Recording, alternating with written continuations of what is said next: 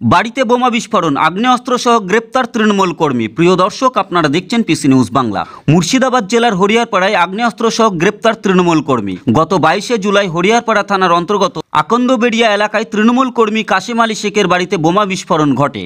উড়ে যায় শৌচাগারের একাংশ। পুলিশ সূত্রে জানা গিয়েছে, এই ঘটনার তদন্তে নেমে হরিয়ারপাড়া ডলটনপুর আইটিআই কলেজ সংলগ্ন এলাকায় সন্দেহজনকভাবে ঘোরাঘুরি করার সময় আটক করা হয় কাশেম আলী শেখকে।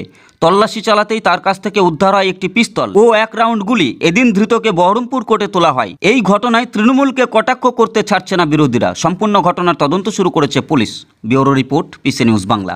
আমি এর আগেও বলেছি, দেখুন সামনে বিধানসভা যত এগিয়ে আসছে, তৃণমূল জানে যে তাদের পাশে সাধারণ জনগণ নেই। তাই তারা সন্ত্রাস সৃষ্টি করে একটা সন্ত্রাসে ভয়ের বাতাবরণ সৃষ্টি করার চেষ্টা করছে, যে হরিয়ারপাড়ার সাধারণ মানুষ যেন ভয় ভীত সন্ত্রাস তৈরি হয়। সেটা তৃণমূলের কালচার।